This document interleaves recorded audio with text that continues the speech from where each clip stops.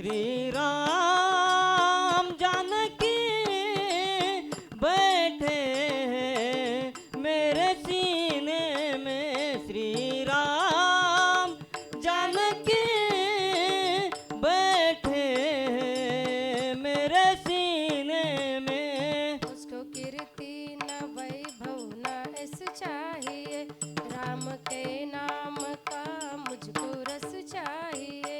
मुझको कीर्ति न वैभव न ऐस चाहिए, राम के नाम का मुझको रस चाहिए। सच्चा आनंद है ऐसे जीने में, सच्चा आनंद है ऐसे जीने में। श्री राम जानकी बैठे हैं मेरे सीने में। श्री राम जानकी बैठे हैं मेरे सीने में।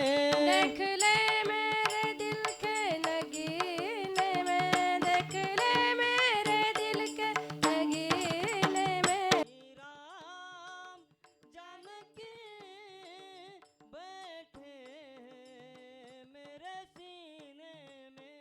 उसको कीर्ति न वैभव न ऐस चाहिए, राम के नाम का मुझको रस चाहिए। मुझको कीर्ति न वैभव न ऐस चाहिए, राम के नाम का मुझको रस चाहिए। सच्चा आनंद है ऐसे जीने में, सच्चा आनंद है ऐसे जीने में। श्री राम जानकी बैठे हैं मेरे सीने में। श्री राम जानकी बैठे हैं मेरे सीने में। देख ले मेरे दिल के नगीने में, देख ले मेरे दिल के नगीने में।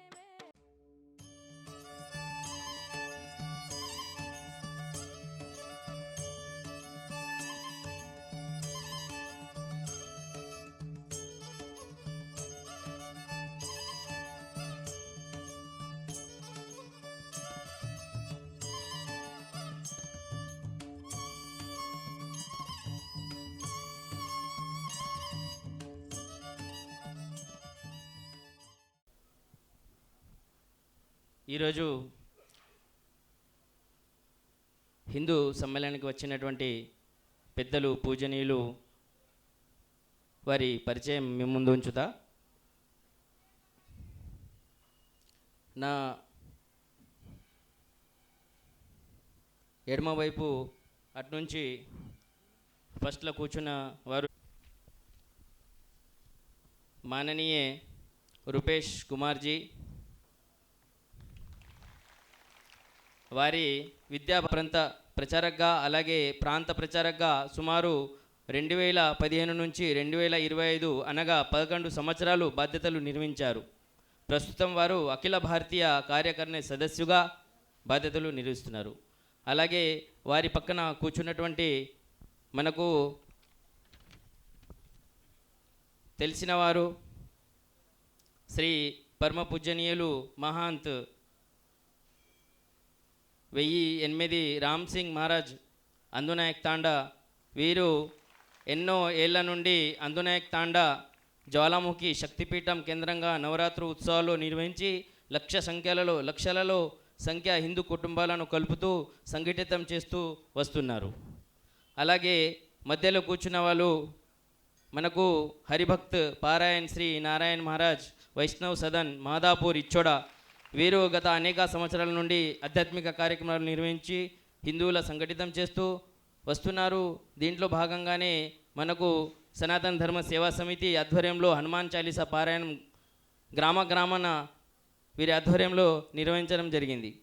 అలాగే నా పక్కన కూర్చున్నటువంటి వారి పరిచయము హిందూ సమ్మేళన సమితి గుడియాత్నూర్ కేంద్రంలో ఏర్పాటు చేసినటువంటి వారు అధ్యక్షులుగా గందేవార్ శ్రీనివాస్ గారు. వారు వృత్తిరీత్యా స్వస్థలం వాళ్ళది గుడియాత్నూర్.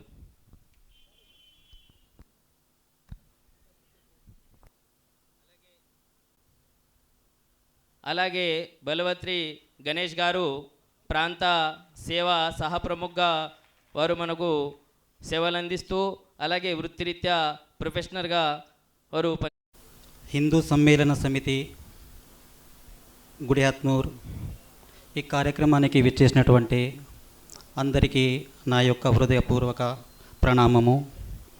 అలాగే మన వేదికపై కూర్చున్నటువంటి మహారాజు గారికి మరియు రూపేష్ మెహతా గారు ప్రముఖ వక్త, వీరికి కూడా నా ప్రణామము. మన యొక్క హిందూ సమ్మేళన సమితి యొక్క ఉపాధ్యక్షులు గోలే సోపాన్ గారు సోపాన్ బుత్నూర్ నుంచి వచ్చేసినటువంటి వారికి కూడా ప్రణామము. అలాగే ఉపాధ్యక్షులు ముండే అశోక్ జవహర్ నగర్, ఇక్కడ నుండి కొంచెం ఒకసారి నిలబడండి.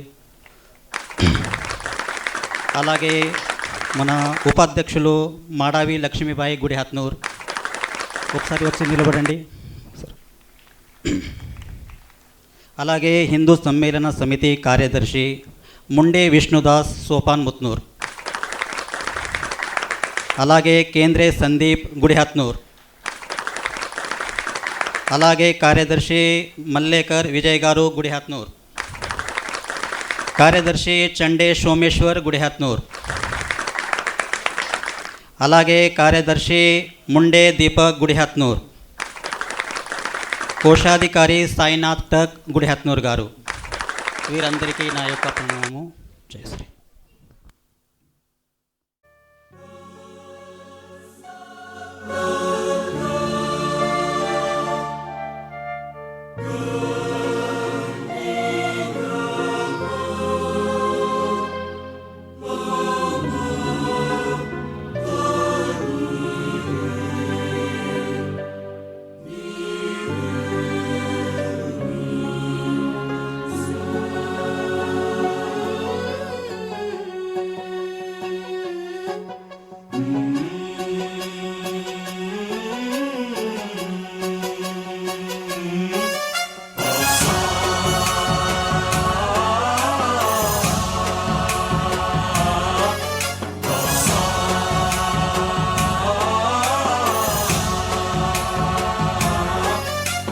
गणनायकाय गणदैवताय गणाध्यक्षाय धीमहि गुणशरीराय गुणमण्डिताय गुणेशानाय धीमहि गुणातीताय गुणाधीशाय गुणप्रविष्टाय धीमहि एकदन्ताय वक्रतुण्डाय गौरीतनयाय धीमहि गजेशानाय भालचन्द्राय श्रीगणेशाय धीमहि एकदन्ताय वक्रतुण्डाय गौरीतनयाय धीमहि गजेशानाय भालचन्द्राय श्रीगणेशाय धीमहि गानचतुराय गानप्राणाय गानान्तरात्मने गानोत्सुकाय गानमत्ताय गानोत्सुकमनसे गुरुपूजिताय गुरुदैवताय गुरुकुलस्थायिने गुरुविक्रमाय गुह्यप्रवराय गुरवे गुणगुरवे गुरुदैत्यकलक्षेत्रे गुरुधर्मसदाराध्याय गुरुपुत्रपरित्रात्रे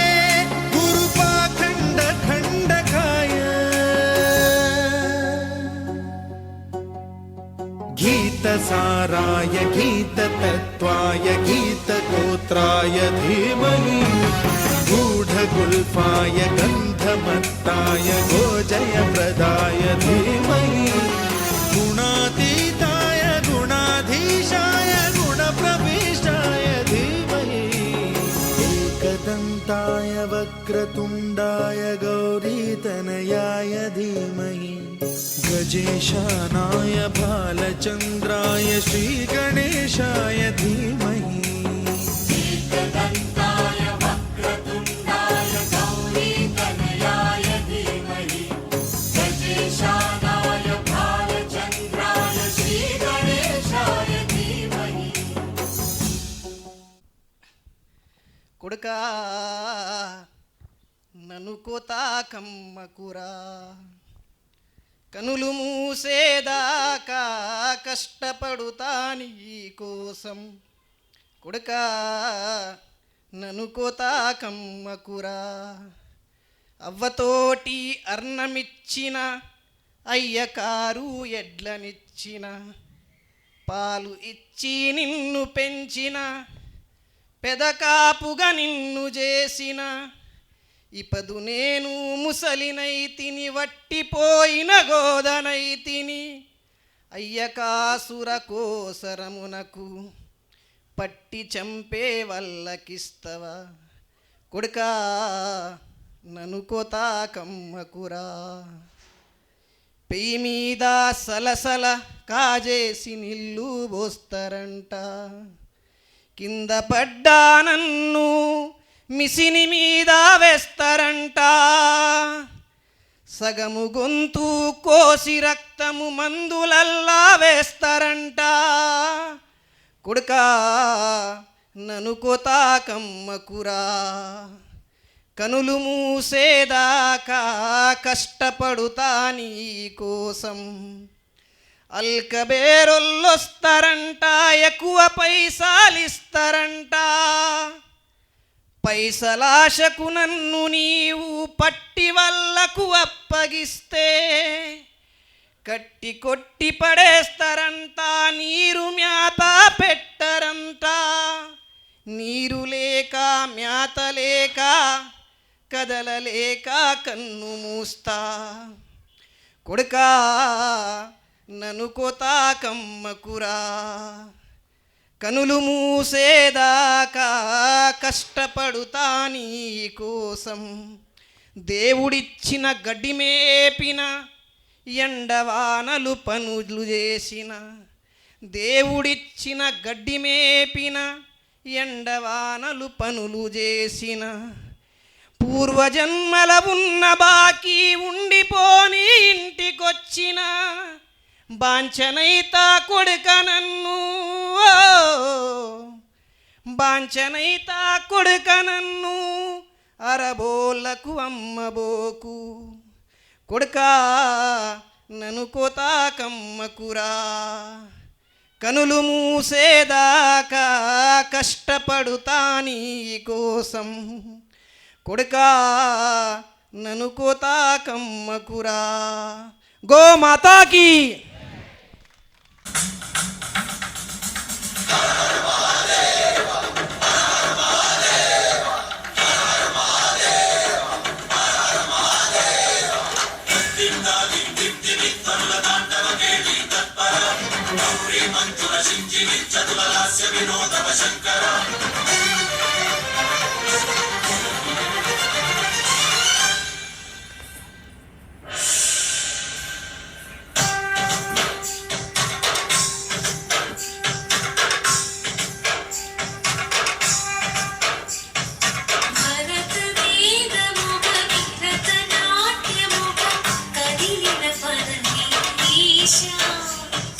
శివని వేదనగా వని వేదనగా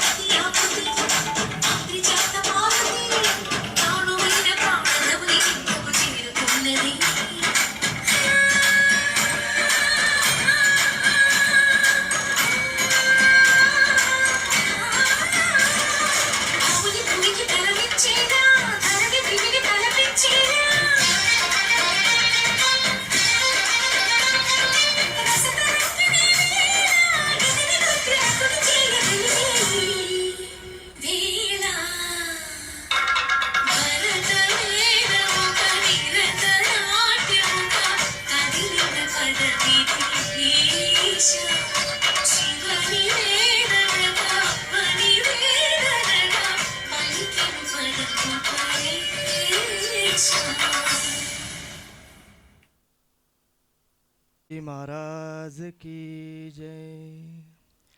श्री गुरुचरण सरोज रज निज मन मुकुर सुधारी बरनौ रघुबर विमल जसु जो दायक फलचारी। बुद्धिहीन तनु जानिके सुमिरो पवन कुमार बल बुद्धि विद्या देहु मोहि हरऊ कलेस विकार। जय हनुमान ज्ञान गुण सागर जय कपीस तिहु लोक उजागर। रामदूत अतुलित बल धामा अंजनी पुत्र पवन सुत नामा। महावीर विक्रम बजरंगी कुमत निवार सुमति के संगी। कंचन बरन बिराज सुबेसा कानन कुंडल कुंचित केसा। हाथ ब्रज और ध्वजा विराजे कांधे मूंज जने को साजे। शंकर सुवन केसरी नंदन तेज प्रताप महाजगबंदन। विद्यावान गुणी अति चातुर राम काज करिबे को आतुर। प्रभु चरित्र सुनिबे को रसिया राम लखन सीता मन। सूक्ष्म रूप धरि सिंह दिखावा विकट रूप धरि लंक जरावा। भीम रूप धरि असुर संहारे रामचंद्र के काज सवारे। लाए संजीवन लखन जी आए श्री रघुबीर हर्ष उर लाए। रघुपति कीनी बहुत बड़ाई तुम मम प्रिय भरत हे सम भाई। सहज बदन तुमरो यश गावे अस कहि श्रीपति कंठ लगावे। सनकादिक ब्रह्मादि मुनीसा नारद सारद सहित हईसा। जम कुबेर दिगपाल जहाते कभी कोबित कहीं सके कहाते। तुम उपकार सुग्रीव ही कीना राम मिलाए राज। तुमरो मंत्र विभीषण माना लंकेश्वर भय सब जग जाना। जुग सहस्त्र योजन पर भानु लीलो तारी मधुर फल जानु। प्रभु मुद्रिका मिली मुख माई जल दिलाए गए अचरज नाही। दुर्गम काज जगत के जेते सुगम अनुग्रह तुम रे तेते। राम दुआरे तुम रखवारे हो तन आज्ञा बिनु पैसारे। सब सुख लहे तुम्हारे शरणा तुम रक्षक काहू को डरना। आपन तेज समारो आपे तीनों लोक हाकते कापे। भूत पिशाच निकट नहीं आवे महावीर जब नाम सुनावे। नासे रोग हरे सब पीरा जपत निरंतर हनुमत बीरा। संकट ते हनुमान छुड़ावे मन क्रम वचन ध्यान जो। सब पर राम तपस्वी राजा तिनके काज सकल तुम साजा। और मनोरथ जो कोई लावे सोई अमित जीवन फल पावे। चारों युग परताप तुम्हारा है प्रसिद्ध जगत उजियारा। साधु संत के तुम रखवारे असुर निकंदन राम दुलारे। अष्ट सिद्धि नवनिधि के दाता असबर दीन जानकी माता। राम रसायन तुम रे पासा सदा रहो रघुपति के दासा। तुम रे भजन राम को पावे जन्म जन्म के दुख बिसरावे। अंत काल रघुबरपुर जाई जहाँ जन्म हरि भक्त कहाई। और देवता चित्तन धरई हनुमत से सर्व सुख करई। संकट कटे मिटे सब पीरा जो सुमिरे हनुमत बल। जय जय जय हनुमान गोसाई कृपा करहु गुरुदेव की नाई। जो सत बार पाठ कर कोई, छोट हे बंदी महासुख होई। जो यह पढ़े हनुमान चालीसा, होय सिद्धि साखी गौरीसा। तुलसीदास सदा हरि चेरा, की जय नाथ हृदय महाडेरा। की जय नाथ हृदय महाडेरा। पवन तनय नमामि शमीशाननिर्वाणरूपं विभुं व्यापकं ब्रह्मवेदस्वरूपं निजं निर्गुणं निर्विकल्पं निरीहं चिदाकाशमाकाशवासं भजेऽहम्। ॐ नमः शिवाय। ॐ नमः शिवाय। ॐ नमः शिवाय।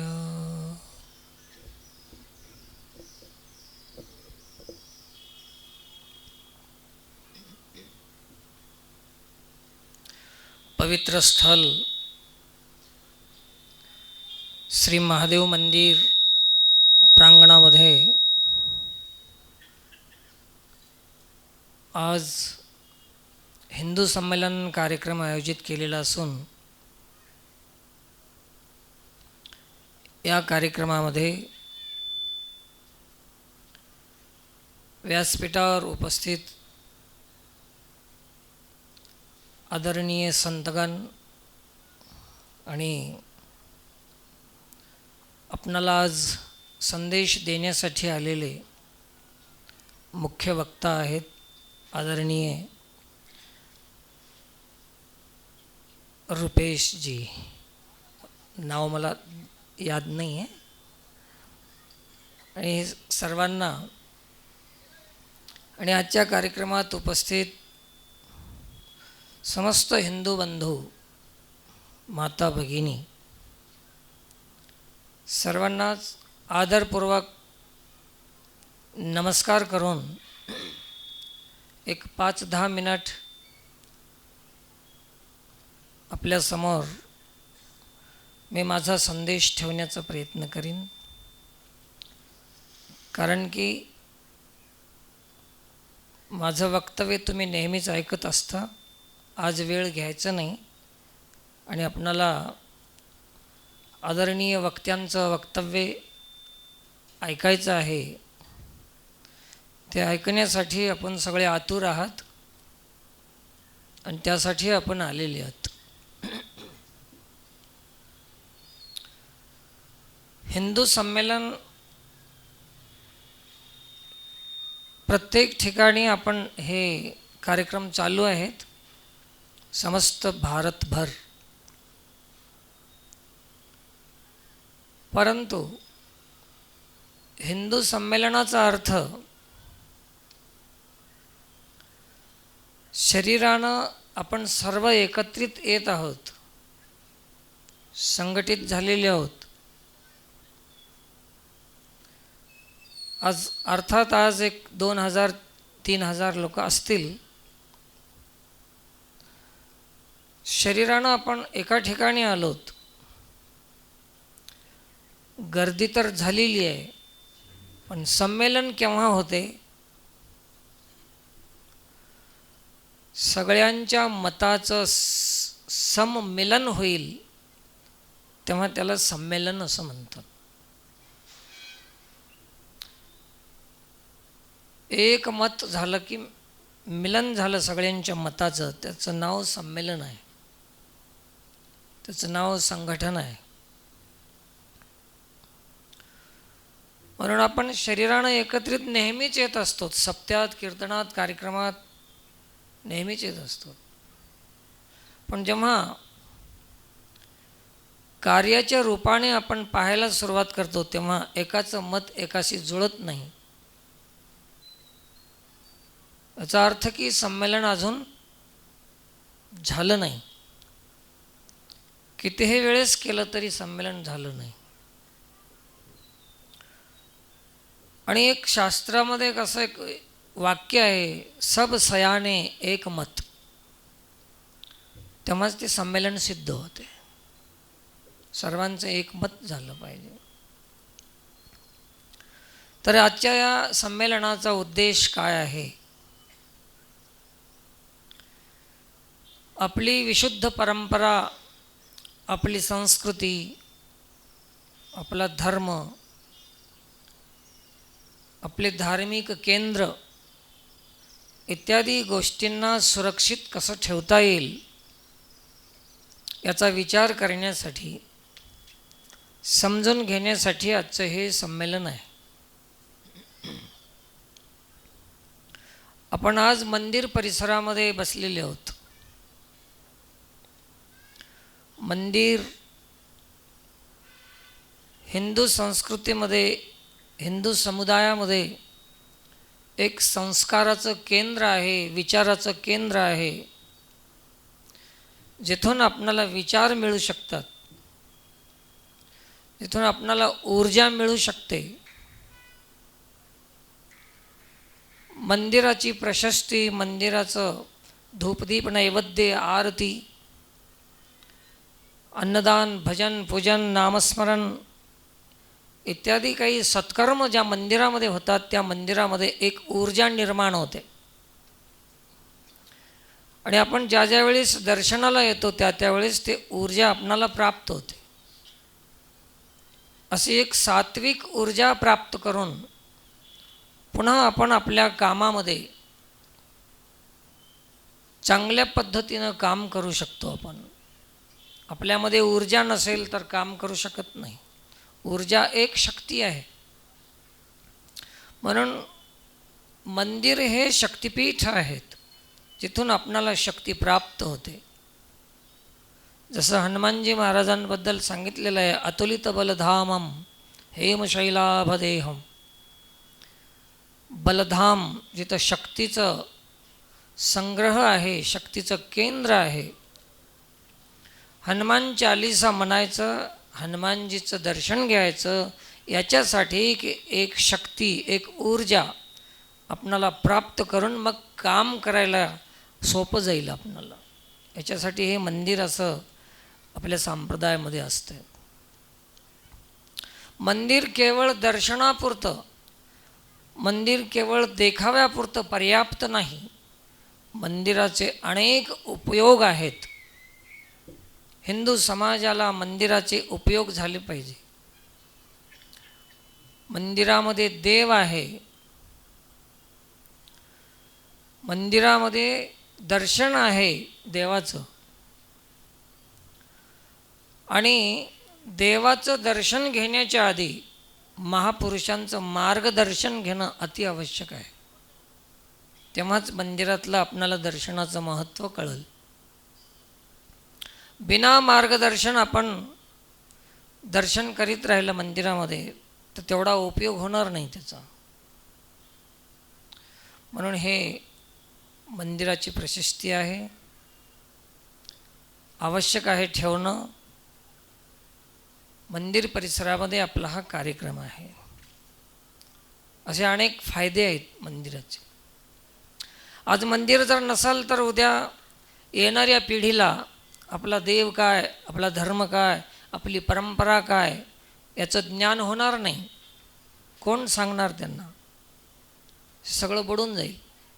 म्हणून मंदिरं सुरक्षित ठेवा. मंदिरं जास्त बांधायचा प्रयत्न करू नका. आहे त्या मंदिराला प्रशस्त कसं ठेवता येईल याचा प्रयत्न करा. हिंदू धर्मासाठी हे महत्त्वपूर्ण आहे. मंदिर, मठ हे सगळे. आणि म्हणून जिथून आपल्या धर्माचं रक्षण होते, जिथून संस्काराचं देणं घेणं आहे येणाऱ्या पिढीला, असे या मंदिराचे उपयोग आहेत. असो मंदिराचा विषय मी थोडा स्पर्श करून जाईन. हे संस्कृतीचं रक्षण करण्यासाठी झालं. परंतु आपल्या देशामध्ये आता पर्यावरण शुद्धीची बी आवश्यकता आहे. म्हणून आपण कधीकधी असं एक अभियान, एक उपक्रम चालवतो. अनेक गावामध्ये चालू आहे स्वच्छता अभियान. प्रत्येकाने आपला परिसर शुद्ध ठेवला पाहिजे, स्वच्छ ठेवला पाहिजे. आपल्या आपण ज्याच्या त्यानं आपला आपला परिसर शुद्ध केला की सारं गाव शुभ्र होऊन जाते, शुद्ध होऊन जाते, स्वच्छ होऊन जाते. रस्त्यावर आपलं पाणी जाऊ नये, घाण होणे गावामध्ये. साफ राहावं, स्वच्छ राहावं एक. आणि दुसरी गोष्ट आहे पर्यावरणासाठी, शुद्धीकरणासाठी सगळ्यात महत्त्वपूर्ण काय आहे तर वृक्षारोपण. झाडे लावा, झाडे जगवा. याच्यावर एक छोटंसं एक विषय तुम्हाला सांगून जातो झाडांचा. सध्याच्या काळामध्ये महादेवाची भक्ती करणाऱ्याची वाढ झाली, महादेवाची भक्ती खूप वाढलेली आहे. तसं तुम्हाला एक गोष्ट प्रसिद्धच आहे, एक लोटा जलवाली. सगळे बाया करतातच, महिला. खूप चांगलं आहे, त्याच्याबद्दल आमची मनाई नाही. एक लोटा जल टाकावं महादेवाला, परंतु पाण्याचं महत्त्व बी समजून घेऊन टाकावं. पाणी वेस्ट करू नये. तर ते पाणी महादेवाला प्रिय आहे, एक लोटा जल असावं. परंतु सध्याच्या काळामध्ये झाडाला पाणी घालणं आणि महादेवाला पाणी घालण्यामध्ये दोन्हीतला फळ सांगतो तुम्हाला. महादेवाचा कशासाठी एक लोटा जल टाकायचा आहे? समुद्र मंथन केल्यानंतर त्याच्यामध्ये अमृत निघालं, विष निघालं. दोन्ही निघाले होते. अमृत सगळ्या देव लोकांनी वाटप करून घेतलं आणि विष कोणाला दिलं? भगवान शंकराला दिलं. शंकरांनी ते विष ग्रहण केलं, कंठामध्ये ठेवलं. सृष्टी भस्मसात होऊन चालली होती. शंकरानं ते विष कंठामध्ये ग्रहण केल्यावर सृष्टीचं रक्षण झालं. म्हणून तुम्ही आम्ही आजपर्यंत या सृष्टीमध्ये जिवंत आहोत. महादेवानं विष ग्रहण केलं नसतं तर ही सृष्टी आपण राहिलो नसतो. म्हणून महादेवाची कृपा आहे. ते झालं त्यावेळेस. परंतु आता सध्या या सृष्टीमध्ये कोणतं विष आहे? आता समुद्रमंथन करायची गरज नाही विषासाठी. हे जे काही फॅक्टऱ्या असतील, गाड्याचा धुवा असेल, वेगवेगळ्या प्रकारचे प्लास्टिक जाळणं असेल, अनेक प्रकारचं हे प्रदूषण जे चालू आहे एक खतरनाक विष आहे. आणि या विषाचं ग्रहण कोण करणार आहे आता? ज्याला कार्बन डायऑक्साईड म्हणतो आपण. तर त्याचं ग्रहण सध्या त्या काळामध्ये महादेवानं ते विष घेतलं. परंतु आता ह्या सगळ्या प्रदूषणाला जर शोषण कोणी करत असेल तर त्याचं नाव आहे वृक्षदेवता. झाड आहे, झाड. म्हणून तुम्हाला आम्हाला आता वाचण्यासाठी, सुरक्षित ठेवण्यासाठी उपयोगी कोण आहे? झाड आहे. परंतु झाडावर आमचं लक्षच नाही. झाड तोडण्यावर खूप लक्ष आहे आमचं, परंतु झाड लावण्यावर कोणाचंच लक्ष नाही. म्हणून झाड लावा, झाड जगवा. एक. दुसरी गोष्ट आहे, महादेवाला एक लोटा पाणी घातलं तर त्या पाणी घालणाऱ्याला महादेव प्रसन्न होते. धन देईल, मान देईल, प्रतिष्ठा देईल, जे काय मागल ते देईल. फक्त एकट्यालाच देईल. आणि झाड वाचून झाडाला पाणी घातलं तर एकट्यालाच झाड ऑक्सिजन देते का सर्वांना देते? आणि महादेवाला पाणी घातल्यावर एकट्यालाच महादेव देते की सगळ्याला देते? ज्यानं पाणी घालील त्यालाच देईल ना. आणि झाड पशु पक्षी प्राणी किडा मुंगी मनुष्य सर्वांना ऑक्सिजन देते. म्हणून सगळ्यात जास्त उपयोग कोणाचा आहे आता? अर्थात भगवान शंकर आता मंदिरात नाहीत, सध्याच्या काळामध्ये आता झाडामध्ये आहेत. भगवान शंकर कुठं आहेत आता? झाड म्हणजे वृक्ष म्हणजेच भगवान शंकराचा वास आहे त्याच्यामध्ये. शंकराची खरी भक्ती करायची असेल तर झाडाला पाणी घाला, झाडे लावा. एक दुसरी गोष्ट अशी आहे, एका काळामध्ये एक शिबीराजा होता. पर्यावरणाबद्दल सांगायला होतं मला. ते शिबीराजा नावाचा सूर्यवंशातला राजा यज्ञ करत होते. यज्ञामध्ये एक विघ्न आलं असं की एक पक्षी, त्याच्या मागे दुसरा पक्षी ससाना त्याला मारण्यासाठी खाण्यासाठी मागे लागला होता. तो आपलं जीवाचं रक्षण करण्यासाठी शिबीराजाच्या यज्ञात आला आणि शिबीराजाला शरण आला. कोण? पक्षी. तेव्हा त्या पक्षाचं रक्षण कोण केलं? शिबीराजानं केलं. आणि ते येणाऱ्या खाणाऱ्या पक्षानं प्रश्न केला राजाला की माझा आहार तू जर लपवून ठेवशील, मला देणार नाहीस तर माझा प्राण जाईल. राजानं सांगितलं की नाही, याचाही प्राण जाऊ देत नाही आणि तुझा बी जाऊ देत नाही. सांग काय तुला खायला पाहिजे. त्या पक्षानं सांगितलं की मला मांस पाहिजे खायला पक्षाचं, बाकी मी काही खात नाही. शिबीराजानं सांगितलं की तू कशाचंही मांस माग, परंतु हे पक्षी तुला मी देणार नाही. मग त्यावेळेस कशाचं मांस द्यायचं? कोणाचंही मांस दिलं तर हिंसा होणारच आहे ना. राजानं सांगितलं की मी स्वतःचं मांस देतो, या पक्ष्याच्या भारोभार मी माझं मांस देतो. मग एक काटा तराजू आणला, त्याच्यामध्ये एकीकडे पक्षी ठेवला, एकीकडे राजानं आपल्या मांडीचं मांस कापून ठेवलं. एक एक मांसाचा गोळा टाकत गेला, तसतसं ते पक्षी वजन वाढत गेलं. ते एक वेशधारी देवता होती, वेश घेऊन आलेली पक्ष्याचा, राजाची परीक्षा पाहण्यासाठी आली. संपूर्ण शरीराचं मांस त्याच्यामध्ये टाकलं, सगळे हाडं उघडे पडले, परंतु त्याची भारोभार होईना गेलं. शेवटी प्राण जाण्याची वेळ आली. देवता प्रसन्न झाले आणि पुष्पवृष्टी झाली, राजाचा जीव वाचला. सांगायचा अभिप्राय एक ध्यानात ठेवा, राजानं ते पक्षाला का वाचविलं? पक्षासाठी आपला प्राण देण्यासाठी का तयार झाला राजा? हे तुम्हाला एक नवीन गोष्ट सांगालो, याच्या मागचे दडलेला अर्थ सांगालो तुम्हाला. राजानं पक्षालाच का वाचविलं आणि स्वतःचा प्राण द्यायला तयार झाला? एवढं पक्षाचं महत्त्व काय आहे तर सांगतो तुम्हाला. तुमच्या आज्यानं किती झाडं लावलेत आंब्याचे? 5, 50, 100, 5, 10, 50 एवढेच. तुम्ही लावला असाल एक 4, 2 लावतच नाही कोणी, पण जरी लावलं असेल तर.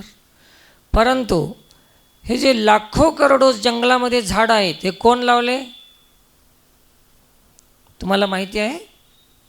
हे पक्ष्यापासून झाडाची निर्मिती झाली आहे. एका वृक्षाचं फळ खातात आणि ते बी त्याच्या पोटात जाते, त्याची प्रक्रिया होते आणि तेव्हा ते जे विष्ठेमध्ये बाहेर पडते त्याच्या पोटातून, तेव्हा ते बीज वाया जात नाही. असे करोडो झाडं उत्पन्न झाले. ते कोणामुळे? पक्षामुळे झाडं निर्माण झाली. झाडामुळे पर्यावरण शुद्ध झालं. पर्यावरण शुद्धीमुळे पाऊस पडला. पावसामुळे पीक पिकलं. पिकामुळे अन्नधान्य मिळालं. अन्नधान्य मिळालं म्हणून आपण सारे जगालो. तर आपल्यावर उपकार कोणाचे? एक बार सांगा, उपकार कोणाचे आपल्यावर? जेवढं झाडं पक्षापासून तयार झाले तेवढं अजून माणसानं, सरकारनं, कोणी बी लावलं नाही. म्हणून सगळ्यात महत्त्वपूर्ण कोण आहे? पक्षी आहे. आता मला सांगा, आपल्याच भारतामध्ये, आता एक तुम्हाला गंभीर गोष्ट सांगालो, तरुणांनो, मित्रांनो, महिलांनो लक्ष देऊन ऐका. ज्या पक्षासाठी या भारत देशामध्ये एक काळ असा होता की पक्षाला वाचवण्यासाठी आपलं मांस देणारा राजा होता, आणि आजच्या काळामध्ये आपल्या रक्षणासाठी पक्षाला मारून खातात. हे किती खालचा दर्जा असेल भारतामध्ये. लक्षात आलं का? याच देशामध्ये पक्षासाठी आपलं मांस देणारा राजा होऊन गेला, आणि याच देशामध्ये आपल्या रक्षणासाठी पक्षाचं मांस खातात. तर हे देश कुठून कुठवर आला? विकास झाला की विनाश? कारण त्या राजाला माहीत होतं पक्षाचं महत्त्व. तुम्ही एक पक्षी जर खालाव तर त्याचे हजारो झाडं कापल्याचं पाप तुम्हाला लागते. वारकरी संप्रदाय तर सांगते की तुळशीची माळ घाला, हिंसा बंद करा, अहिंसा परमो धर्म. हिंदू शब्दाचा अर्थ काय आहे? हिंदू 2 अक्षर आहेत. ही म्हणजे हिंसा, दू म्हणजे दूर राहणे. हिंसेपासून जो दूर राहतो तो हिंदू आहे. हिंसेपासून तरच पर्यावरण आपण शुद्ध ठेवू शकतो, अन्यथा पर्यावरण शुद्ध ठेवू शकत नाही आपण. म्हणून पर्यावरणावर लक्ष द्या. पाणी वाया जाऊ देऊ नका, झाडं कापू नका. आमच्या देशामधली कहाणी आहे अशी. एक बार असं झालं, एका जंगलामध्ये झाडं तोडून रस्ता करायला आलते.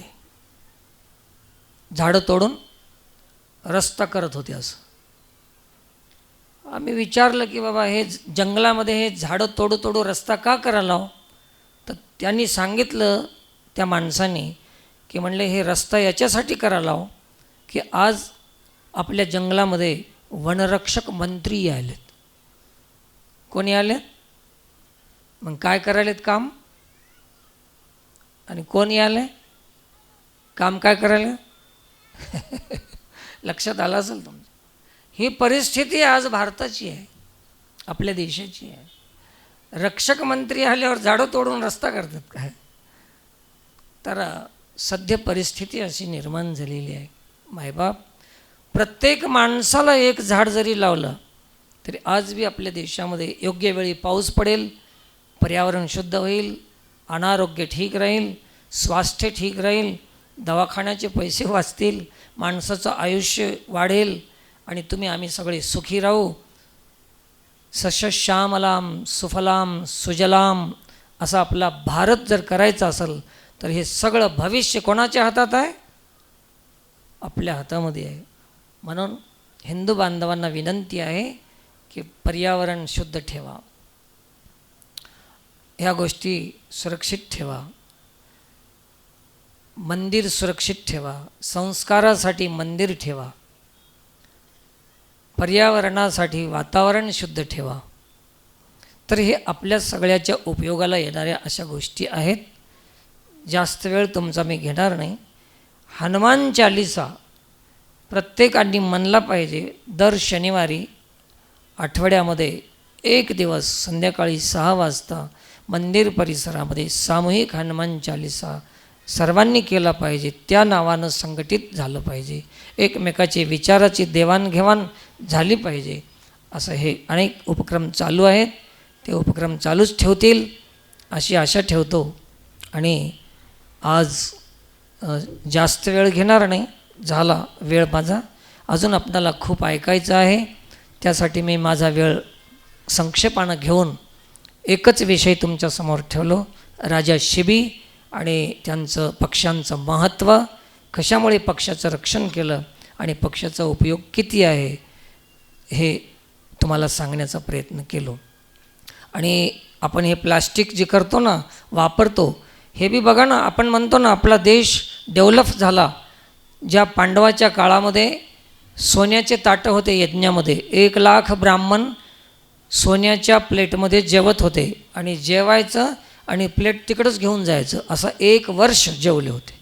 12 महिने किती प्लेट लागले असतील, किती सोनं असेल बघा. भारत डेव्हलप कसा झाला, एक गोष्ट सांगून मी समाप्त करतो. सोन्याच्या प्लेटमध्ये जेवणारा भारत, त्याच्यानंतर चांदीचे प्लेट आले. भारत देश डेव्हलप कसा व्हायला बघा. चांदीच्या नंतर पितळेचे भांडे आले, पितळेच्या भांड्यानंतर तांब्याचे भांडे आले, तांब्याच्या भांड्यानंतर स्टीलचे भांडे आले. आणि आज इतका डेव्हलप झाला देश की स्टीलचे भांडे बी गेले आणि जर्मन आलं. जर्मन बी आलं नाही, त्याच्याही पुढे आता आखरी डेव्हलप सांगतो प्लॅस्टिक. भारत डेव्हलप झाला की भारत पतन झालं, हे लक्षात ठेवा. पर्यावरणाला नष्ट करू नका, एवढंच सांगतो. आणि तुम्हा सर्वांना हात जोडून विनंती आहे की गावाचा विकास म्हणजेच देशाचा विकास, गावातील महिलांची सुरक्षा आहे, मुलींची सुरक्षा आहे, असं समस्त तरुणांनी, हिंदू बांधवांनी या सर्व गोष्टीवर ध्यान ठेवा. गोमातेचं रक्षण करा. आणि सेवा सगळेच करतात, पण रक्षण कोणी करत नाही. दोन्ही गरज आहे, सेवा आणि रक्षणाची बी गरज आहे. तर हे 2 शब्द जनता जनार्दनाचे चरणी, विराट हिंदू संमेलनात आलेल्या समस्त भाविकांची चरणी समर्पित करून मी वाणीला विराम देतो. एक बार जय घोष. भारत माता की, भारत माता की, भारत माता की.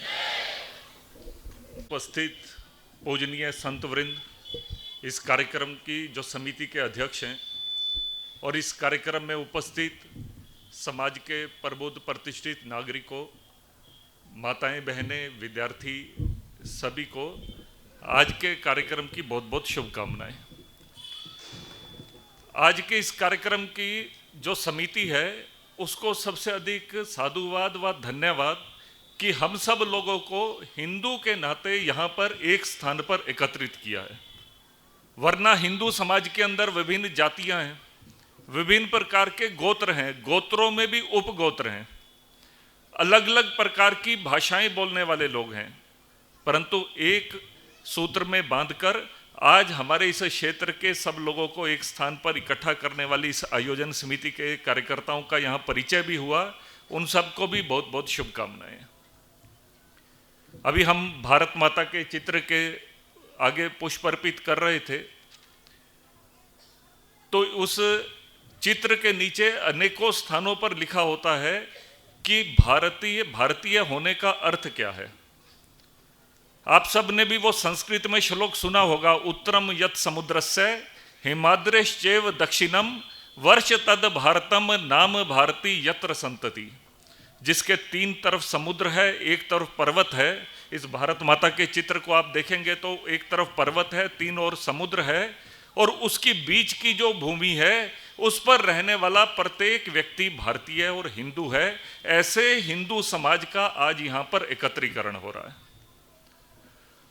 और स्पष्ट बताना हो तो हिंदू कौन है जो इस देश के पूर्वजों को अपना पूर्वज मानता है, इस देश की नदियों को गंगा माता और यमुना माता कहकर माँ कहकर बुलाता है, इस देश के पर्वतों को, पहाड़ों को देवी देवताओं का वास मानता है, इस देश के ग्रंथों की पूजा करता है और इस देश के महापुरुषों को अपना महापुरुष मानता है. ऐसे सब हिंदू समाज का, ऐसे अपने इस क्षेत्र में रहने वाले हिंदू समाज का आज ये कार्यक्रम होने जा रहा है.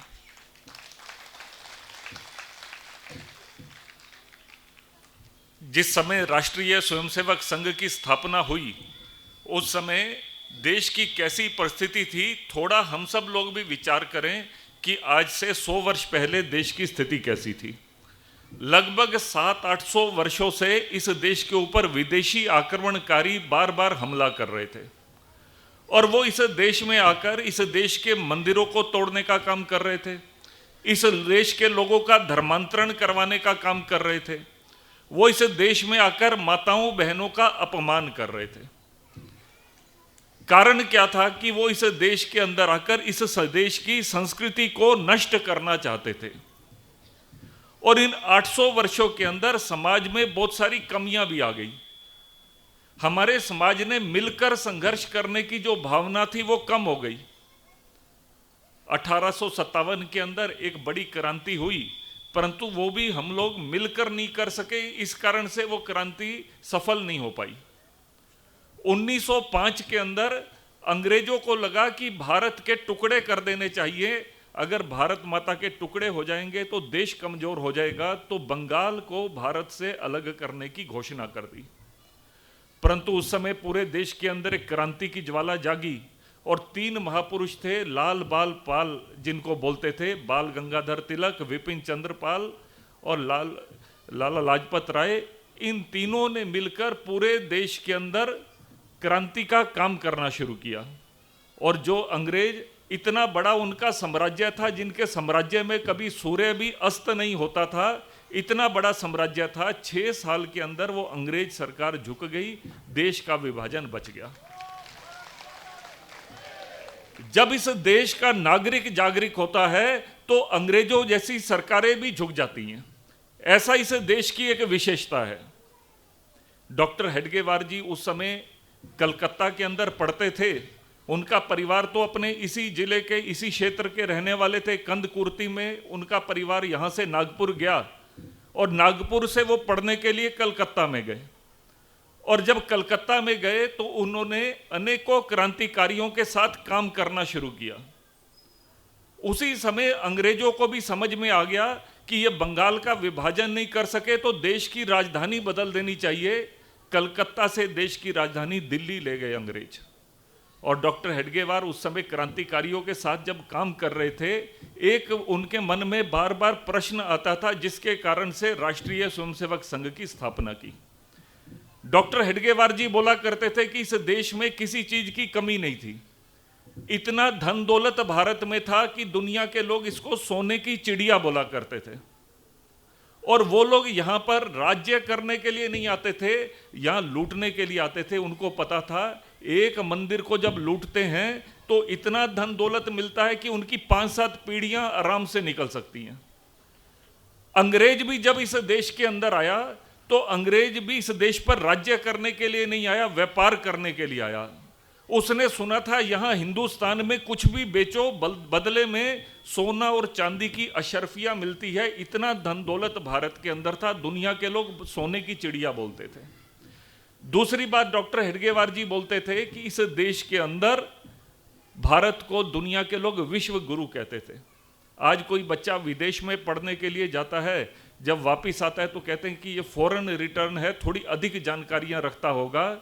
और जब भारत में दुनिया के लोग शिक्षा ग्रहण करने के लिए आते थे, वो बोलते थे कि ये व्यक्ति अपने काम का तो तज्ञ होगा परंतु ईमानदार भी होगा, भ्रष्टाचारी नहीं होगा, क्योंकि भारत से शिक्षा लेकर आया। शिक्षा और संस्कार यहाँ पर एक साथ मिलते थे।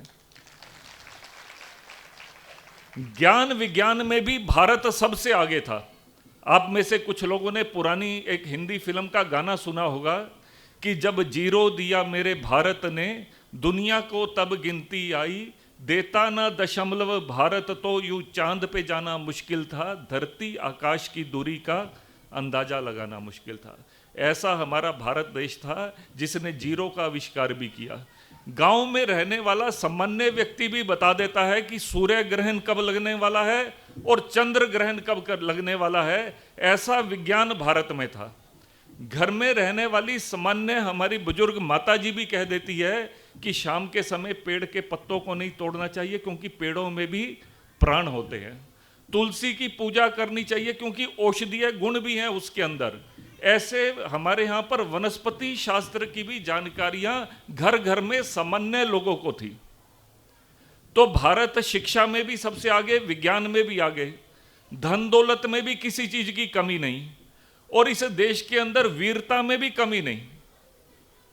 महाराणा प्रताप 1.25 मन का भाला हाथ में लेकर चेतक घोड़े के ऊपर चढ़कर संघर्ष करते थे। 50 किलो का भाला, आज जिम में जाते हैं बच्चे, अखाड़े में जाते हैं तो 50 किलो का भाला वजन उठाते हुए डरते हैं कि इतना कैसे उठाएंगे, और महाराणा प्रताप चेतक घोड़े के ऊपर 50 किलो का भाला हाथ में लेकर युद्ध लड़ा करते थे। ऐसे एक नहीं हजारों वीर इस देश के अंदर हुए। इस देश के अंदर बलिदान देने वालों की भी कमी नहीं है। छोटे छोटे बच्चों ने भी इस देश के लिए, धर्म के लिए बलिदान दे दिए। वीर हकीकत राय छोटा सा बच्चा था, बलिदान दे दिया। गुरु गोविंद सिंह जी के छोटे छोटे बच्चों ने बलिदान दे दिया, परंतु धर्म नहीं बदला। ऐसे वीर पुरुष बलिदान देने वाले भी इस देश में थे, फिर भी भारत गुलाम हो गया। इसका कारण क्या था? ऐसा उनके मन में बार बार प्रश्न आता था। और उस 1000 साल के इस संघर्ष में, इस गुलामी के कालखंड में जो समाज में बुराइयां आ गई, उन बुराइयों को ठीक करने की भी आवश्यकता है। डॉक्टर हेडगेवार जी बोलते थे कि इस देश के नागरिकों का व्यक्तिगत चरित्र भी अच्छा होना चाहिए और राष्ट्रीय चरित्र भी अच्छा होना चाहिए। व्यक्तिगत चरित्र के अंदर भारत की विशेषता थी। एक व्यक्ति ने एक जमीन खरीदी तो दूसरे आदमी ने उससे जमीन खरीद ली, और जिसने जमीन खरीदी तो खेती करने के लिए जब खेत में हल लेकर गया तो हल चलाते हुए तो जमीन में हल रुक गया, तो जब खड्डा खोद कर देखा तो उसके अंदर एक सोने का घड़ा रखा हुआ था, सोने की अशर्फियाँ थी। वो उसको उठाकर उस जमीन जिससे खरीदी थी उसके घर ले गया और उसको जाकर कहा कि मैंने आपसे जमीन खरीदी थी, हल चलाते हुए सोने का भरा हुआ एक घड़ा निकला है। तो उसने कहा कि भैया मैंने तो जब जमीन लिख कर दी थी, मैंने कहा था उसमें जो कुछ भी है सब आपका है, तो ये तो तुम्हारा है। दोनों में झगड़ा हो गया, एक कह रहा है कि ये धन तुम्हारा है, दूसरा कहता है धन मेरा है, इसका है। दोनों इकट्ठे गए राजा के पास कि इसको राजकोष में रख लीजिए। राजा ने कहा कि इसको राजकोष में रखूंगा तो उससे भी पाप लगेगा मुझे, इससे गांव के विकास के लिए लगा दिया जाए। ऐसा हमारा भारत देश था, दूसरे का धन मिट्टी के ढेले के समान समझते थे। हमारे यहाँ पर इस प्रकार के व्यक्तिगत चरित्र वाले लोग थे और उसकी कमी आ गई, और उसके साथ साथ राष्ट्रीय चरित्र की भी कमी आ गई। देश के बारे में सोचना कम कर दिया, अपने अपनी जाति के बारे में सोचना शुरू किया, अपने अपने प्रांत के बारे में सोचना शुरू किया, अपनी अपनी भाषा के बारे में। मैं और मेरा परिवार केवल यहीं तक सीमित हो गए। इस 1000 साल के कालखंड के अंदर समाज में जो बुराइयां आ गई उसमें से एक थी अपनी आत्मविस्मृति हो गई। हम कौन थे ये भूल गए, हम किन महापुरुषों की संतानें थी वो भूल गए। हमारे यहाँ पर जैसे हनुमान जी की कथा आती है, हनुमान जी अपनी शक्ति भूल गए तो उसका कारण क्या हुआ, बहुत सारी समस्याएं आई। जब शक्ति याद आई तो राम जी के काम के अंदर लग गए। तो उसी प्रकार से समाज के अंदर भी अपने महापुरुषों के बारे में, पूर्वजों के बारे में जानकारी कम हो गई। तो आत्मविस्मृति से दोबारा से स्मरण करवाना कि हम किन की संतानें हैं। दूसरा काम क्या था कि हम सेल्फ सेंटर्ड हो गए, आत्म केंद्रित हो गए, केवल अपने बारे में सोचना शुरू हो गए। तो अब आत्म केंद्रित से ऊपर उठकर मैं, फिर मेरा परिवार, परिवार से भी आगे कि मेरा ये मोहल्ला, और मेरे गांव से भी ऊपर उठकर मेरा देश, और उससे ऊपर मेरा विश्व, यहां तक की सोच समाज के अंदर लानी होगी, जिसको हम बोलते हैं वसुदेव कुटुंबकम। हमारी भारत की संस्कृति ऐसी है कि जब हम मंदिर में भी जाते हैं तो मंदिर में बोलते हैं धर्म की जय हो, अधर्म का नाश हो, प्राणियों में सद्भावना हो और विश्व का कल्याण हो। लोगों को आत्म केंद्रित से ऊपर उठकर पूरे विश्व के बारे में विचार करना है। और एक तीसरी बात और थी कि इस सारे काम को करते करते उसके लिए अच्छे लोगों का निर्माण करना था। कैसे लोगों का निर्माण करना था? जिन लोगों के अंदर जिनका शरीर भी अच्छा हो और जिनकी बुद्धि भी अच्छी हो और देशभक्ति की भावना भी हो। कभी कभी हम समाज में देखते हैं शरीर का बहुत स्वस्थ है, बहुत अच्छा शरीर है, तो जाकर किसी अच्छी जगह पर नौकरी करना शुरू हुआ, बुद्धि अच्छी थी तो ऑफिसर बन गया, परंतु अगर देशभक्ति की भावना नहीं थी, राष्ट्रीय चरित्र नहीं था, तो ऊंचे पद पर बैठकर भी भ्रष्टाचार करना शुरू हो गया। शरीर अच्छा है, बुद्धि अच्छी है, परंतु उसके जीवन के अंदर देशभक्ति की भावना नहीं है, तो समाज के अंदर देशभक्ति की भावना भी आए। इस प्रकार से संगठन का काम शुरू हुआ। 1925 के अंदर ये काम शुरू हुआ। 100 साल पहले करते करते पूरे भारत के अंदर नहीं, विदेशों में भी जहां जहां पर हिंदू समाज रहता है उन सब स्थानों पर किसी ना किसी काम से, नाम से ये काम शुरू हो गया। और जो ये कार्यकर्ता तैयार हुए, जिसको हम स्वयंसेवक बोलते हैं, समाज की समस्याओं को देखकर संघ ने तो अच्छे लोगों का निर्माण करना शुरू किया, उन्होंने समाज परिवर्तन के काम करना शुरू किया। आज समाज के अंदर जो अनेक प्रकार की समस्याएं दिखती हैं, उन सब समस्याओं के समाधान के लिए लोगों ने काम करना शुरू किया। जैसे किसी स्थान पर कोई प्राकृतिक आपदा आ गई, बाढ़ आ गई, तूफान आ गया, कहीं पर किसी प्रकार का भूकंप आ गया, ऐसी सब परिस्थितियों के अंदर संघ के स्वयंसेवक अपने परिवार की चिंता न कर कर पूरे समाज की चिंता करना शुरू हो जाते हैं। पिछले दिनों एक अखबार के अंदर समाचार पत्र में एक आर्टिकल छपा, अंग्रेजी में था, उसका नाम था हु रीच फर्स्ट, सबसे पहले कौन पहुंचा। तो उसने कहा कि भूकंप आया तो सबसे पहले कौन पहुंचा, तो उसने कहा आरएसएस रीच फर्स्ट।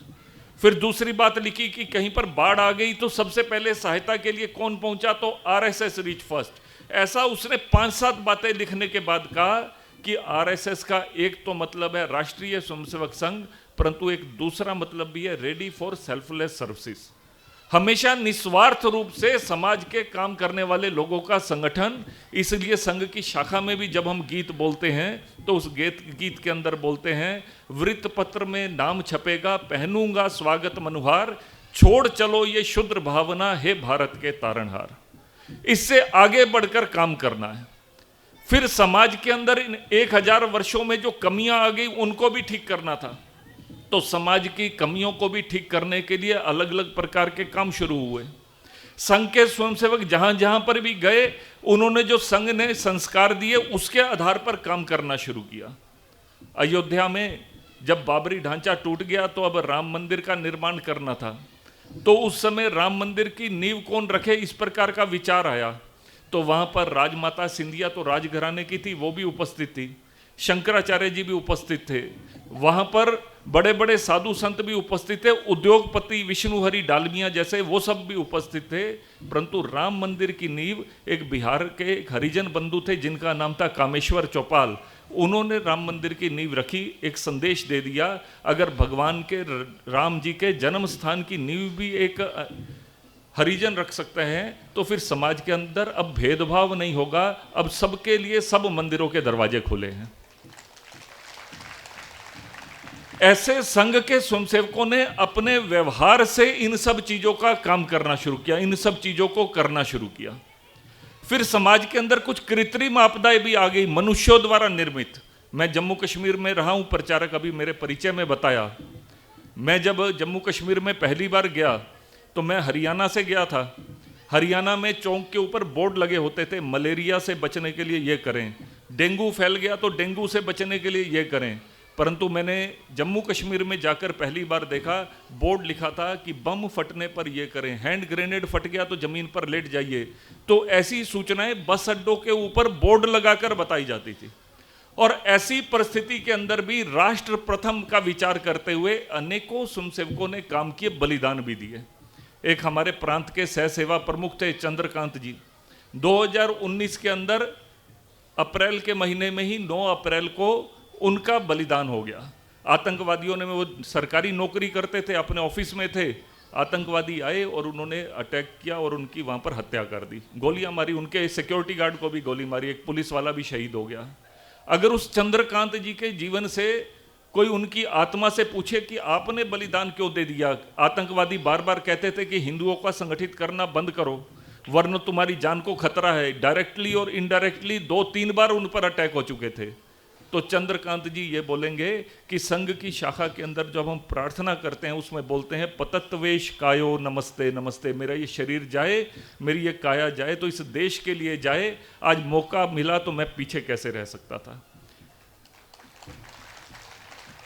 ऐसे कृत्रिम आपदाओं के समय भी, आतंकवाद से मुकाबला करते हुए भी ऐसे हजारों स्वयंसेवकों के देश के अंदर बलिदान हो गए। तो देश के लिए जीने वाले और देश के लिए मरने वाले लोगों को तैयार करने का काम संघ के स्वयंसेवकों द्वारा हुआ। जो देश के लिए जी सकता है वही व्यक्ति देश की आवश्यकता पड़ने पर देश के लिए बलिदान भी दे सकता है। जो देश के लिए जिया ही नहीं वो देश के लिए बलिदान भी नहीं दे सकता। इसलिए देश के लिए जीने वाले लोग चाहिए, ऐसा डॉक्टर हेडगेवार जी कहा करते थे। अब ये प्राकृतिक आपदाओं के समय, कृत्रिम आपदाओं के समय समाज में जो बुराइयां आ गई उन सब को ठीक करते हुए इन 100 वर्षों के अंदर देश भर में जैसे ये काम बढ़ा, तो भी 100 वर्षों के बाद कुछ काम ऐसे हैं जो हम समाज से भी अपेक्षा करते हैं। कुछ बुराइयां ऐसी थी जो समाज में किसी कारण से आ गई। हमारे यहाँ प्राचीन काल के अंदर छुआछात नहीं था समाज के अंदर। अगर हमारे यहाँ छुआछात होता तो भगवान राम जी के बच्चे लव और कुश जो हैं वो वाल्मीकि जी के आश्रम में जाकर शिक्षा ग्रहण ना करते, और मीराबाई भी अपने गुरु रविदास जी को गुरु ना बनाती। अगर हमारे यहाँ पर भेदभाव जाति के आधार पर होता तो हमारे यहाँ पर प्राचीन काल में ऐसा भेदभाव नहीं था। समाज में किसी कारण से बुराइयां आ गई। अभी 4 दिन के बाद डॉक्टर अंबेडकर जी का जन्म दिवस है। डॉक्टर अंबेडकर जी संघ के एक कार्यक्रम के अंदर आए, और जब संघ के शिविर के अंदर आए तो उन्होंने वहाँ की व्यवस्थाएं देखी कि सब जातियों के स्वयंसेवक एक पंक्ति में बैठकर भोजन करते हैं, सब समय पालन करते हैं, सभी के रहने की व्यवस्था, एक ही कमरे में 18-20 कार्यकर्ता रहते हैं तो सब जातियों के लोग सामूहिक हैं। देखकर उन्होंने कहा कि जो काम मैं करना चाहता हूँ संघ उस काम को कर रहा है, परंतु इसकी स्पीड बढ़ानी पड़ेगी, इसकी गति बढ़ानी पड़ेगी इस काम की। ऐसा उस समय डॉक्टर अंबेडकर जी ने भी कहा। ऐसे अपने यहाँ पर संघ के अंदर इन जातिवाद से ऊपर उठकर हिंदू के नाते हम सब एक हैं, इसलिए हमने कहा ना हिंदू पतितो भवेत, कि समाज में कभी भी हिंदू पतित नहीं हो सकता, छोटा नहीं हो सकता, इस प्रकार की भावना रखने वाले लोग। फिर समाज को जोड़ने वाले लोगों को इकट्ठे करना। हम 2-3 काम करते हैं। एक है कि समाज में जो अच्छे लोग हैं उनको ढूंढने का काम करते हैं कि अच्छे लोग आइए, हम सब लोग कौन कौन से अच्छे, कैसे अच्छे लोग होते हैं। कभी कभी समाज में नकारात्मक लोग कहते हैं कि सब बुरे हो गए। तो एक कहानी आप सबने सुनी होगी, एक गांव के अंदर, उस गांव में हर व्यक्ति अपने घर को बड़ा साफ सुथरा और पवित्र रखता था और बहुत साफ सुथरा वो घर था, हर घर में ऐसा ही था। तो उस गांव के अंदर एक दिन पति पत्नी का झगड़ा हो गया। झगड़े होते हैं गृहस्थियों में, तो उस समय वो उसकी पत्नी ने गुस्से में आकर उस घर के इस पवित्र आंगन में थूक फेंक दी। वो थूक सोने की मोहर बन गई। अब अगले दिन झगड़ा तो नहीं हुआ, मन में लालच आ गया कि शायद आज भी थूक फेंक कर देखते हैं कि आज भी सोने की मोहर बन जाए। तो अगले दिन भी थूक फेंक दी, फिर सोने की मोहर बन गई। अब रोज का यही काम शुरू हो गया तो घर में पैसा आना शुरू हो गया। अब पैसा आना शुरू हुआ तो लिफाफे भर भर कर बाजार से सामान भी आना शुरू हो गया। अब जब सामान आना शुरू हुआ तो पड़ोसनों को भी बताया कि हमारे घर में तो जादू हो रहा है। तो पड़ोसनों ने कहा कि हम भी अपने घर में करके देखेंगे। सब ने अपने घर की पवित्रता को नष्ट करते हुए आंगन में थूक फेंकनी शुरू कर दी। वो सब सोने की मोहरें बनना शुरू हो गई। जिसके कच्चे मकान थे वो पक्के हो गए। साइकिल वाले के घर स्कूटर आया, स्कूटर से मोटरसाइकिल आया, कार आ गई। मकान भी 2-2, 3-3 मंजिल के हो गए।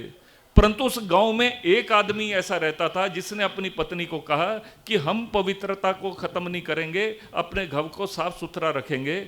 अब एक दिन उसकी पत्नी ने कहा कि बाकियों के घरों में तो नौकर काम करते हैं, यहाँ मुझे करना पड़ता है, खेत से पशुओं के लिए चारा भी मुझे लेकर आना पड़ता है, तो फिर गांव छोड़ देते हैं।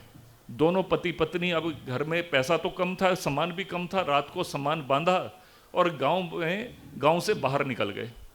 जैसे ही गांव से बाहर गए तो सामने एक पहाड़ी थी। उस पहाड़ी पर चढ़कर पीछे मुड़कर देखा तो उस गांव के अंदर आग लगी हुई है। बड़े बड़े घर, कोठियां, कारें सब जल रही हैं। उस समय उसकी पत्नी ने अपने पति से पूछा ये क्या हुआ? तो उसके पति ने कहा कि इस गांव के अंदर अभी तक अच्छाई और सच्चाई बची हुई थी, इसलिए गांव बसा हुआ था। आज अच्छाई और सच्चाई खत्म हो गई है तो गांव भी खत्म हो गया।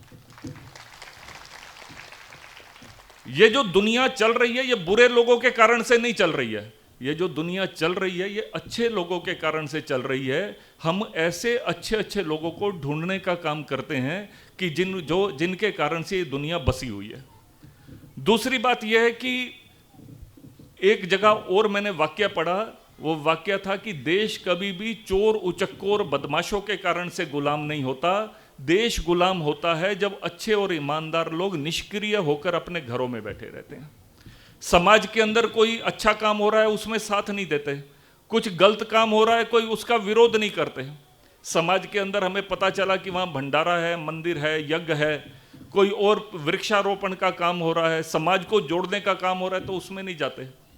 समाज के अंदर कुछ गलत काम हो रहा है, कोई माता बहन का अपमान कर रहा है, कोई वहाँ पर लव जिहाद की घटना हो गई, कुछ और हो गया, इस सारे बीच में उसका विरोध नहीं करते। तो एक बार मैं घर में गया तो उन्होंने कहा हमारा बेटा बहुत अच्छा है, सीधा दुकान पर जाता है, सीधा दुकान से वापस आता है, ना इधर देखता है ना उधर देखता है। तो मैंने उनको कहा कि पशु भी ऐसा ही होता है, उसके ऊपर सामान रख दो, सीधा वहाँ पर जाएगा, सामान उतारेगा, वापस आएगा, ना इधर देखेगा ना। तो हमने पशु तैयार करने हैं कि अपने घरों में जो अच्छे काम में सहयोग नहीं कर सकता, जो बुरे काम में का विरोध नहीं कर सकता, वो तो पशु समान है। इसलिए हमने कहा कि समाज में सक्रिय होकर काम करने वाले लोगों की जरूरत है। और तीसरी बात है कि मिलकर काम करने वाले लोगों की जरूरत है। अकेले अकेले नहीं, सबको लेकर साथ में काम करेंगे। ये पूरे भारतवर्ष के अंदर ये काम करने की जरूरत है, मिलकर काम करने की आदत। जैसे ये अपना शरीर है ऐसे ही ये भारतवर्ष है। और शरीर के पैर में कांटा चुभता है, तुरंत दिमाग में बात पहुंचती है कि पैर में कांटा चुभ गया, और तुरंत हाथ जो है वो सहायता के लिए जाता है। अगर उस दिन हाथ बोल दे मैं सहायता के लिए नहीं जाऊंगा तो मुझे अभी बड़ी खुशी हुई, जिस समय मैं आपके गांव में आया तो एक कार्यकर्ता मिले मेरे को, मैंने उसको कहा मैं जम्मू कश्मीर से आया हूं, तो उसने मेरे से जम्मू कश्मीर के बारे में पूछना शुरू किया, भाई साहब आतंकवाद की क्या स्थिति है, 370 हटने के बाद देशभक्त नागरिकों का मनोबल ऊंचा हुआ या नहीं हुआ। तेलंगाना के इस गांव में बैठा हुआ व्यक्ति भी जब कश्मीर घाटी के बारे में विचार कर रहा है, ये देश की एकता की बात है। ये इस जो अपने संगठन के हम समाज के अंदर संस्कार देना चाहते हैं, ये पूरा भारतवर्ष एक शरीर है, इसमें कहीं पर भी कोई कष्ट आता है तो पूरा देश एक साथ खड़ा होना चाहिए। ऐसा काम करने वाले लोग मुझे यहां पर भी मिले, बहुत प्रसन्नता हुई मुझे इस बात पर। अब इन सब कामों को करते हुए 3-4 कामों की ओर ध्यान देने की और आवश्यकता है। एक जो अपने भारत की सबसे बड़ी ताकत है वो है हमारी परिवार व्यवस्था। एक बार एक इंग्लैंड से भारत में आए, उन्होंने कहा कि मुझे जरा किसी अच्छे हिंदू के घर में लेकर जाइए कि हिंदुओं का घर कैसा होता है, मैं देखना चाहता हूं। तो एक परिवार में लेकर गए। अब अच्छा परिवार था, संयुक्त परिवार था, सब इकट्ठे रहते थे। तो उस घर को देखने के बाद उसने कहा कि अगर ये परिवार व्यवस्था हमारे इंग्लैंड में आ जाए तो हमारी तो सरकार का खर्चा बहुत सारा बच जाएगा। तो पूछा क्या बात, तो उन्होंने कहा कि हमारे देश के अंदर अंग्रेजों के यहाँ तो बुजुर्गों के लिए वृद्धाश्रम और ओल्ड एज होम होते हैं और बच्चों के लिए चिल्ड्रन होम होते हैं, बाल आश्रम होते हैं, परंतु भारत के अंदर एक छत के नीचे एक 100 साल का व्यक्ति भी रह रहा है, उसी छत के नीचे 1 साल का बच्चा भी रहता है। छोटे बच्चे को भी अच्छे संस्कार दिए जाते हैं, बड़ों की भी सेवा की जाती है। उसके लिए ये बहुत बड़ी हैरानी की बात थी। और जब परिवार संयुक्त होता है तो एक व्हाट्सएप पर मेरे को किसी ने वीडियो भेजा, कभी कभी सोशल मीडिया पर भी अच्छी चीजें आती हैं, तो उन्होंने मुझे एक वीडियो भेजा कि एक महिला बाजार में गई केले खरीदने लगी। तो उसने उस केले वाले से पूछा कि ये वाले केले कितने के दिए, तो उसने कहा बहन जी ये 200 रुपए के दर्जन है और ये 100 रुपए के दर्जन है, मतलब 12 हैं 100 रुपए के और वो 200 रुपए के 12। तो उसने कहा देखने में तो एक जैसे हैं, पके भी एक जैसे हुए हैं। तो उसने कहा कि बहन जी ये जो 200 रुपए वाले हैं ये अपने गुच्छे के साथ जुड़े हुए हैं, इसलिए इसकी कीमत 200 रुपए है, और ये गुच्छे से अलग हो गए हैं इसलिए इसकी कीमत आधी रह गई है। समाज में भी ऐसा ही होता है, मिलकर रहेंगे तो समाज की कीमत भी डबल हो जाती है, परिवार में भी मिलकर रहेंगे तो परिवार की कीमत डबल हो जाती है। अगर परिवार बट गया तो कीमत कितनी रह जाती है, तो वो आधी रह जाती है, धीरे धीरे कर कर कीमत खत्म हो जाती है। इसलिए हमने कहा कि हमारी ये जो परिवार व्यवस्था है ये मजबूती के साथ खड़ी होनी चाहिए। और एक हमारे पूर्वजों ने जो हमें संस्कार दिए हैं मिलकर साथ में रहने के, और हमारी जो स्वदेशी जीवन शैली है वो हमारे जीवन में आनी चाहिए। तो उसके लिए हमारे पूर्वजों ने हमें कहा कि किस प्रकार से काम करना। भगवान राम अयोध्या में आए तो खुशी के कारण से लोगों ने घी के दीपक जलाए या बुझाए, सबको पता है कि जलाए, परंतु अभी अभी कभी कभी देखते हैं कि बच्चे का जन्मदिन है तो वो तो खुशी की बात है और हम दीपक फूंक मारकर मोमबत्ती को बुझा रहे होते हैं। तो खुशी की बात है तो घर में घी के दीपक जलाने चाहिए। यह हमारी भारतीय जीवन शैली का एक अंग था। ऐसे ही अपनी भाषा, हम अपने घर के अंदर सभी भारतीय भाषाएं, किसी भी भाषा में बोलिए, मराठी में बोलिए, तेलुगु में बोलिए, हिंदी में बोलिए, जो भारत की भाषा है उस भारत की भाषा के अंदर घर में बातचीत करिए। ये भारत की भाषा के प्रति हम सबको गर्व होना चाहिए। उसको हमने कहा कि स्वदेशी जीवन शैली, कम से कम अपने घरों में जो उत्सव हैं, विवाह है, शादी है, जन्म दिवस है, उसको भारतीय पद्धति से, भारतीय त्योहारों को मनाना शुरू करिए। कहीं पर थोड़ी कमी आ गई है तो उसको ठीक कर लीजिए। और इन सब चीज़ों को करते हुए उसको सामाजिक समरसता, उसके अंदर स्वदेशी जीवन शैली, पर्यावरण के बारे में महाराज जी ने यहाँ पर बताया, ये सब गुण हमारे लोगों के जीवन के अंदर आने चाहिए। और इसकी शुरुआत अपने से करनी पड़ेगी। समाज के अंदर सब लोग अधिकारों की बात करते हैं, कर्तव्यों की बात नहीं करते।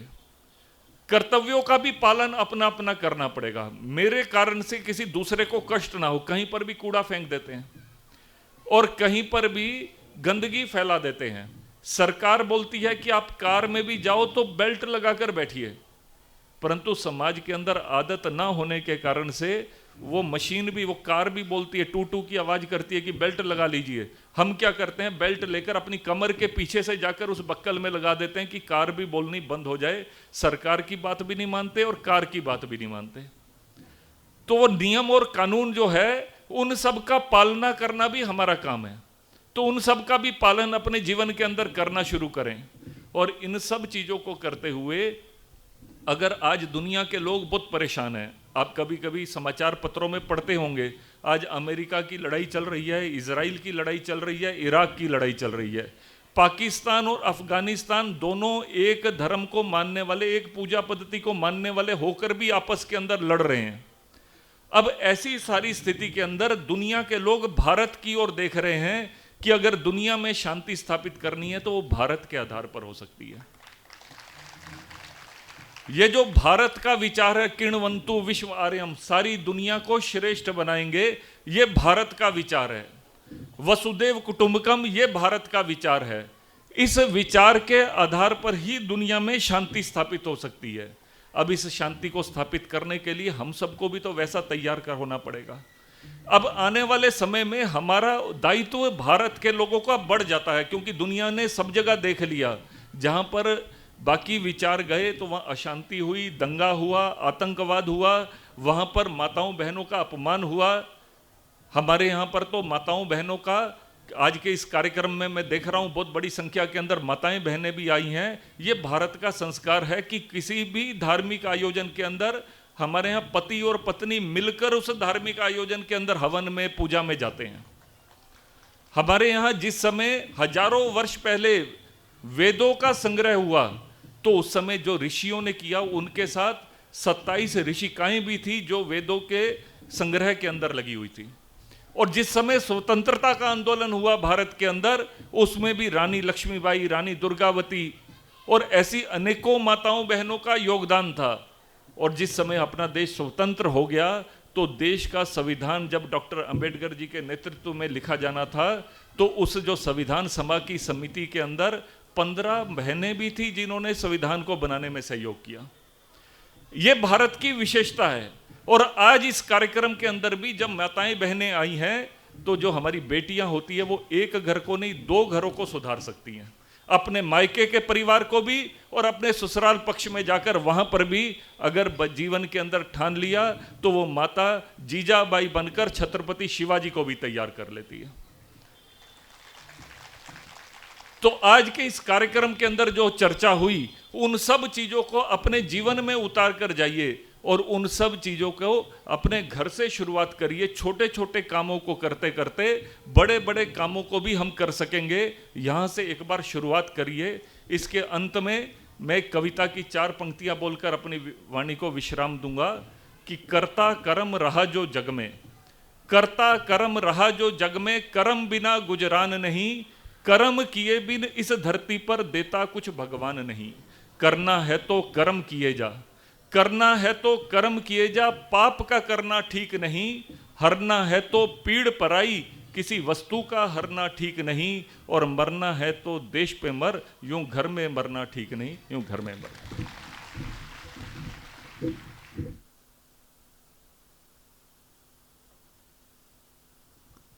हरिओम। तेव्हा हे सगळे सूचना आकाजी सांगतात, त्याला आपण फॉलो करू.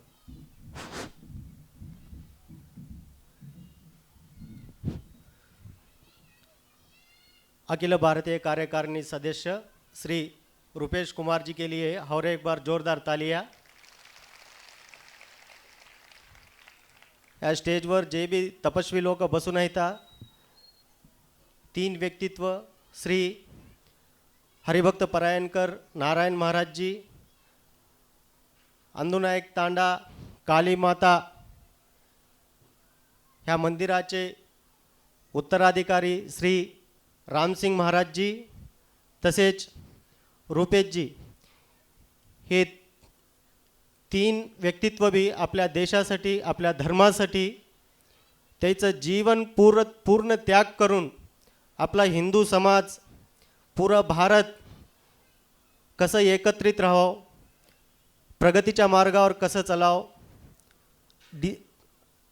नियमानं कसं राहावं आपल्या जीवनामध्ये उन्नत व्यक्तित्व कसं निर्माण करावं ह्या प्रयत्नामध्ये त्याचं पूर्ण जीवन त्याग करत आहेत. त्याच्यासाठी अजून एक बार जोरदार तालिया त्याच्यासाठी. अजून काही सूचना आहेत.